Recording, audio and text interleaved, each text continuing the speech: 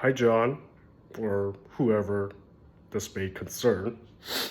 Just wanted to pop by and give a couple ideas.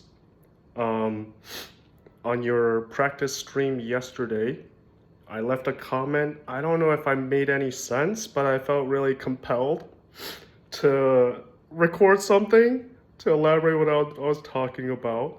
Um, you'll have to forgive me because I haven't played violin in like a year, and my strings are trying to warm up, as am I. But this pertains to the section around measure 236 to 241. The whole part sounds it starts like this.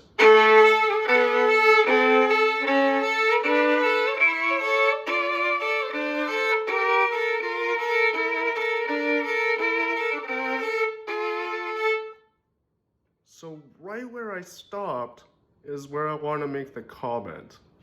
So measure 238, and that's when you get, it happens in 236 too, but 236, 238, and then once in 240, where you have the double A's. Easy on violin, open A string, and so it's kind of easy to get this da da da da da feeling.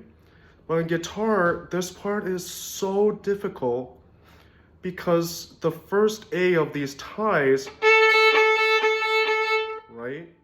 On the guitar, you're counter tensioning off the bass note with your thumb. And so naturally, this first A is gonna sound loud, when it actually has to be the second A that sounds way louder. So instead of getting,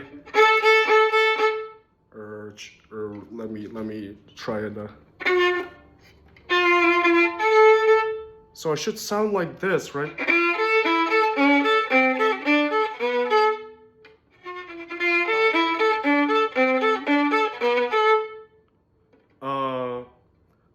But it kind of sounds like this. It's hard to do it on violin, really, but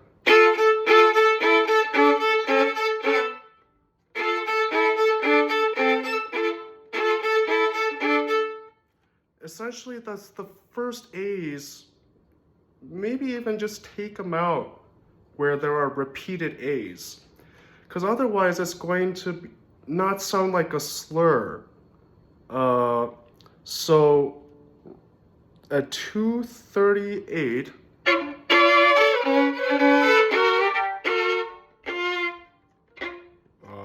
sorry. Right there. Just take out the first A, just so that it sounds like this. And then it comes again at 240.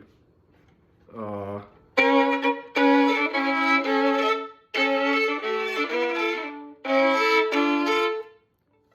hope that makes some sense.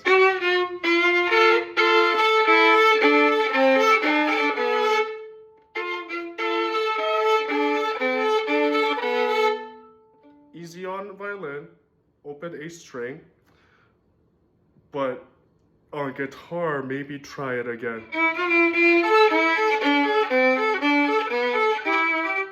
That's with the first A just removed, just so that the slur feel through the whole section is like maintained.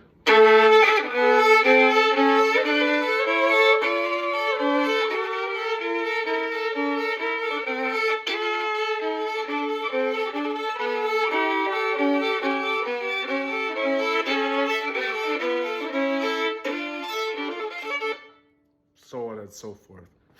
Hopefully that part makes sense. Second thing I wanted to point out, we're moving backwards. This is in measure 181, basically going all the way to 201. And this is like a really hard part in violin. Let's see, where's a good spot? Good spot. So it kind of starts like this.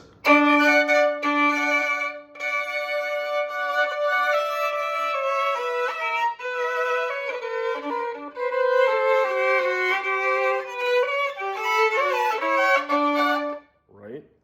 Something like that. I obviously need to practice that to get it clear, right? Really in particular, this whole section is like the range of sound is getting wider. It's also going up.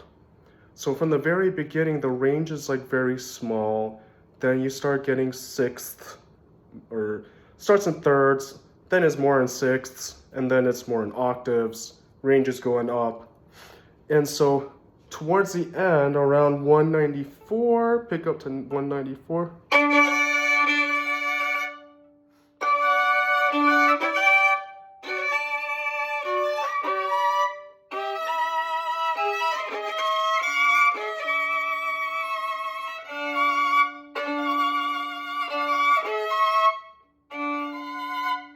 So this part is so hard because it has to be loud, has to be clear as crystal, just beautiful stuff, right?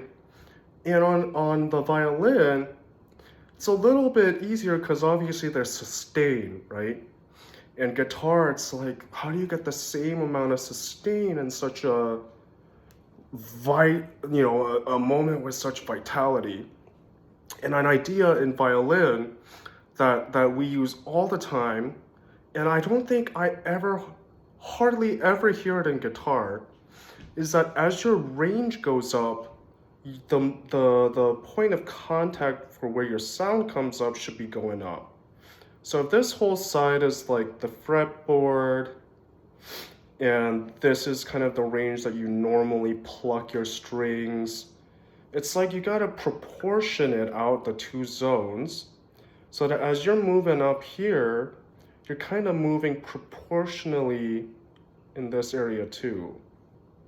You see that? It's like a big motion here and a little proportional movement towards the bridge. And I think it's so applicable to the guitar too, because as you're going higher and higher, the tension differential from the location where you pluck, it's becoming more and more right hand sided, right? The lower you are, more of the tension is being dispersed this way compared to this way. But as you go higher and higher, you got a lot less room here, a lot more room here. And if you shift the plucking hand by maybe 1 centimeter, or within 2 centimeters, like a tiny amount, it does marvels to the resonance, makes it a lot more brilliant, and comes out louder. So maybe that's just something to consider. I'm just saying, obviously I'm not providing the best examples, but in the beginning of where I just played, I'm okay playing kind of far away from the bridge.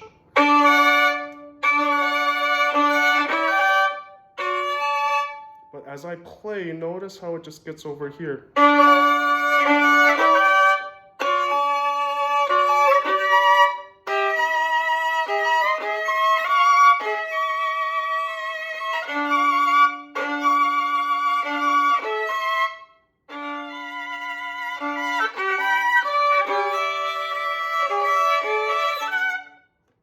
You get the idea. Hopefully I did it. I wasn't checking the recording. Hopefully I did it. Third part I wanted to talk about is I don't think guitarists practice this part very much because it's like relatively not super fun on the guitar, but it's very fun on the violin. This is measure, let's see, 89. This is the start of the...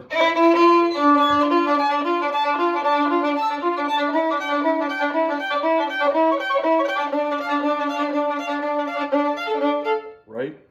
that part, I highly recommend checking out the old recording of Andre Segovia playing this part in particular, because he chooses very specifically when to play the bass line, the kind of the higher tenor or higher up line, and the middle line. So in the start, it's kind of even. All voices are coming out at the same time.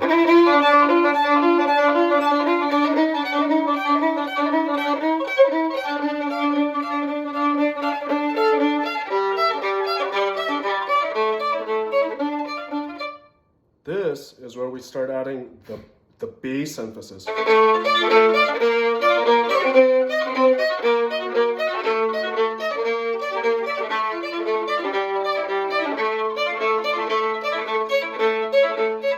Then he switches to the high part.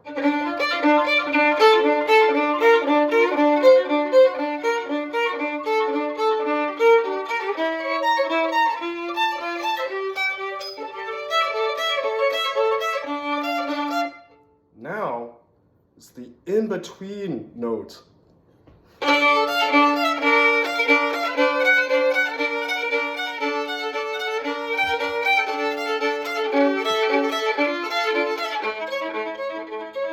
And this part is when everything comes back. It's equal. All the voices are going crazy.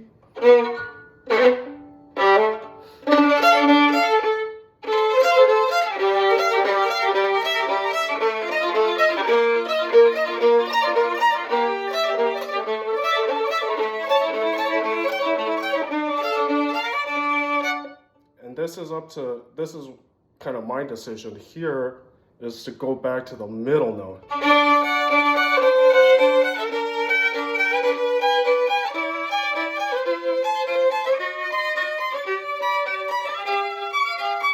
Instead of the highest note, which can be a little too cliche in my opinion.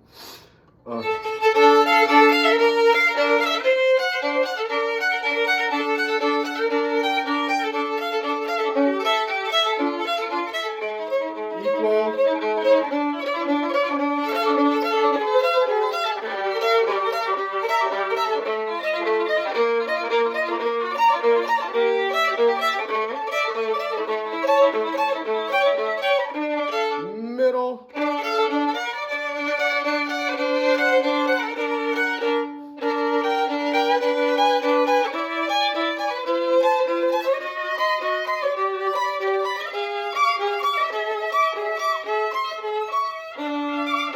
And then it's bass.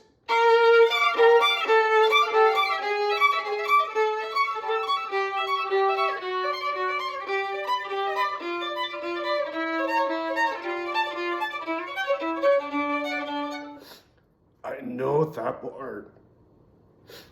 that voicing part is actually very difficult on the guitar, because you're trying to keep things so consistent, right?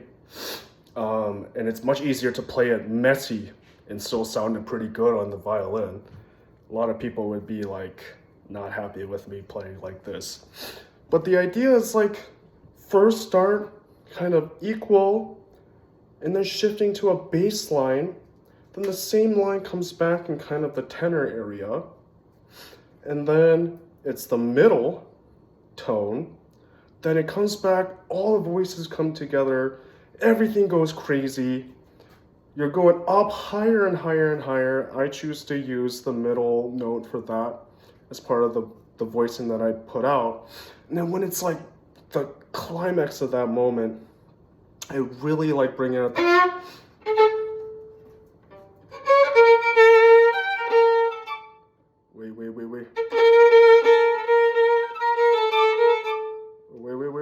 Wait. I don't want to mess up and lose my point here. Oh, I'm a little sick too. Here we go.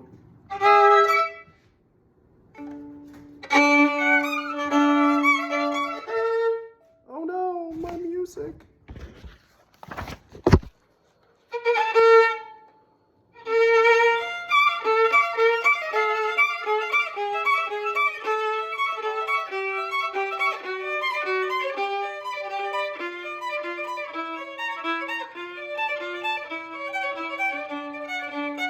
just ideas of just, you know, picking a voice.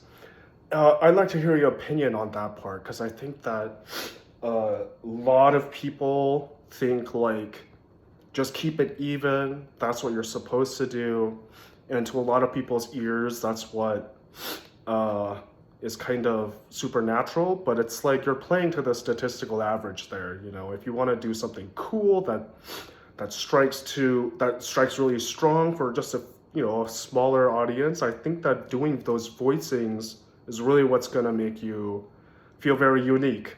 So thank you so much for all your hard work and the screams that you're doing, because otherwise I would not be picking this instrument up.